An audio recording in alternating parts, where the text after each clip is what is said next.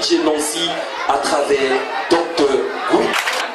Monsieur le maire du plateau et Madame Benjo Lydie, marraine de la Solénie. Monsieur le maire d'Atécoubé, Monsieur le maire Président Roger et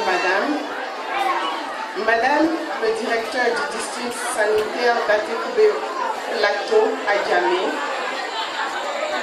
Monsieur les chefs et notables d'Agon Village, Monsieur le PCA du centre de santé et les membres du conseil d'administration, Monsieur et Madame Colon-Jacques, très honorables invités, Mesdames et Messieurs les membres du conseil d'administration du centre de santé, Mesdames et Messieurs les membres du personnel du centre de santé, Mesdames et Messieurs de la presse, population du centre d'Agon Village, Mesdames et Messieurs, nous sommes rassemblés ici aujourd'hui d'abord pour concrétiser le partenariat entre notre ONG et le centre de santé communautaire d'Agon. Et par la même occasion, nous voulons mener une campagne de sensibilisation sur l'anémie chez les enfants. J'ai l'honneur de prendre la parole en ce jour au nom de l'ONG Nancy USA et Côte d'Ivoire, dont je suis la présidente fondatrice. Nancy, je veux dire merci à l'éloigné, est née aux États-Unis depuis janvier 2012 et elle est représentée ici en Côte d'Ivoire par Nancy Côte d'Ivoire depuis cette année. Avant tout propos, qu'il me soit permis de m'adresser à Madame Benjo, la marraine dont la présence remarquée permet d'apprendre. Madame la marraine, en acceptant de nous accompagner dans cette mission, vous témoignez de votre instinct maternel et de votre grand amour pour les enfants, reconnaissant pour votre soutien moral, matériel et financier. Que Dieu vous bénisse et vous garde.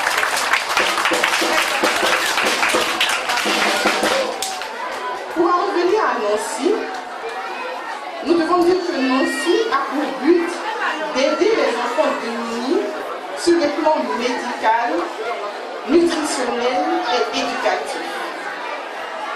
Ce que nous voulons faire précisément, c'est d'aider certains centres ivoiriens à traiter les enfants souffrant de maladies telles que le paludisme et l'anémie par carence en fer.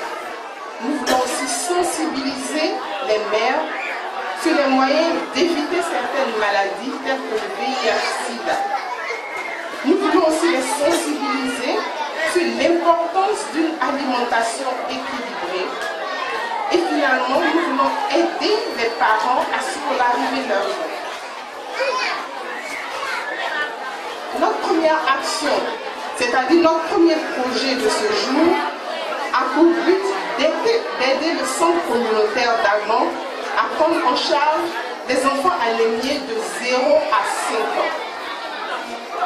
Nous allons commencer aujourd'hui par notre campagne de sensibilisation dénommée « Non à l'anémie chez l'enfant ».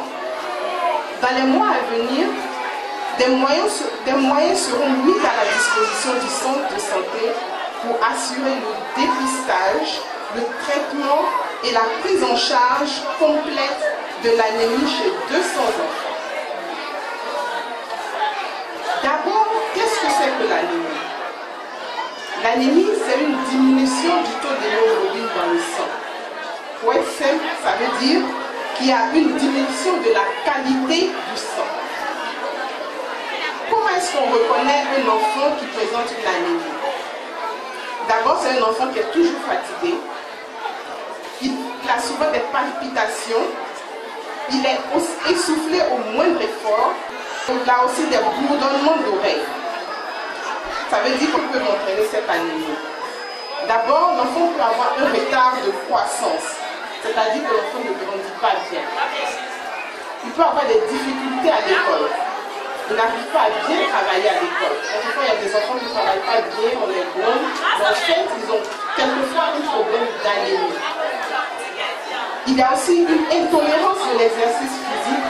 Ça veut tout simplement dire que l'enfant ne peut pas faire de sport. Et puis finalement, on a une réponse immunitaire anormale. Tout simplement, ça veut dire que l'organisme de l'enfant ne peut pas lutter contre les maladies. Alors, quelles sont les causes de cette anémie? Il y a beaucoup de types d'anémie, mais l'anémie dont je vais parler, on appelle cette anémie par carence en fer. Ce type d'anémie est fréquent quand on a des parasitoses, c'est-à-dire des vers dans le ventre. C'est aussi fréquent chez les enfants qui font souvent le palu. Et ça se voit aussi quand l'enfant n'est pas très bien nutri. C'est-à-dire que l'alimentation n'est pas bien équilibrée, l'alimentation est pauvre en fer.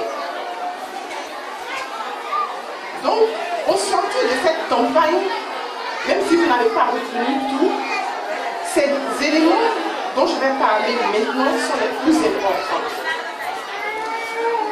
Je veux vous dire quels sont les moyens d'éviter l'anémie chez l'enfant. D'abord, puisque ce sont les parasitoses qui entraînent l'anémie, il faut éviter que les enfants aient des vers. C'est tout simple. Avant que l'enfant ne mange, il faut qu'il se lave les mains. Aussi, il faut éviter que les enfants mangent du sable, qu'ils mangent la boue. Pour éviter les anémies, on peut aussi éviter d'avoir le paludisme. C'est-à-dire qu'il faut dormir sous la moustiquaire.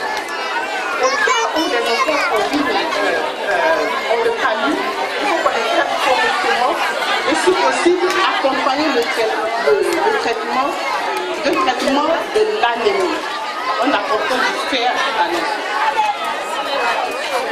Le troisième point, enfin, donc jusqu'à 6 mois, il faut le faire l'allaitement exclusif. Et finalement, il faut que l'enfant ait une alimentation équilibrée. Il faut que l'alimentation soit riche en fer. Et quels sont ces aliments riches en fer? Ce sont surtout les feuilles. Chez les aiguillés, c'est le nancin. Les feuilles comme le nancin, les Baoulés appellent ça parala. Ce sont des feuilles qui sont riches en fer. Il faut aussi utiliser les feuilles comme les feuilles d'épinard. Ce sont des aliments riches en fer.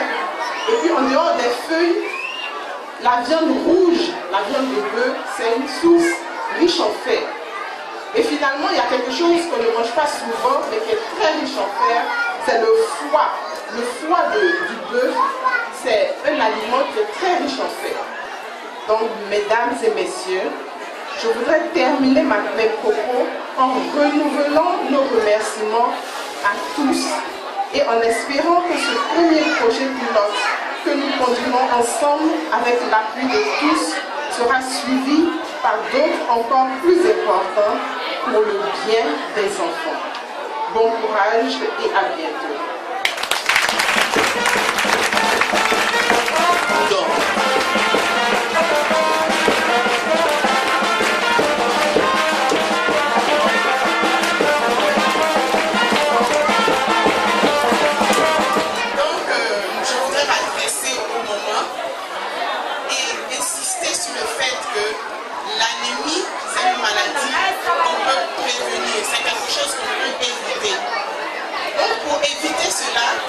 Il faut que les enfants n'aient pas de verre dans le ventre. Et pour qu'il n'y ait pas de verre dans le ventre, il faut que les enfants se lavent bien les mains avant de manger. Il faut éviter aussi que les enfants mangent le sable ou bien ils mangent la boue exclusivement seulement avec le sein jusqu'à 6 mois. Parce que dans le sein, dans le sein de la maman, il y a beaucoup de fer pour donner le sang. Maintenant, pour éviter le palu, il faut que vous soyez toujours couchés sur les moustiquaires. Les moustiquaires imprégnés, ça évite les moustiques et les enfants. Et finalement, l'alimentation de l'enfant doit être équilibrée. Quand vous donnez à manger aux enfants, ne donnez pas seulement de riz, mais accompagné de viande, de légumes. surtout, manger les feuilles. Les feuilles comme les prana, les épinards. Mangez beaucoup, donnez beaucoup aux enfants. Quand vous mangez, ne laissez pas la viande faire dedans. C'est très important. Et puis il y a quelque chose aussi qui contient du fer, mais ce n'est pas toujours qu'on mange, c'est le foie du bœuf. Si vous achetez le foie du bœuf, préparez, donnez aux enfants, vous-même manger. Ça donne beaucoup de fer, donc c'est bon aussi. Merci beaucoup. Il y a une maman qui lui a dit, hey, on va donner à téter à l'enfant jusqu'à 6 mois. Et s'il pleure, nous comptons beaucoup d'eau. Docteur dit, c'est pas. Donc on doit changer ça. On a compris.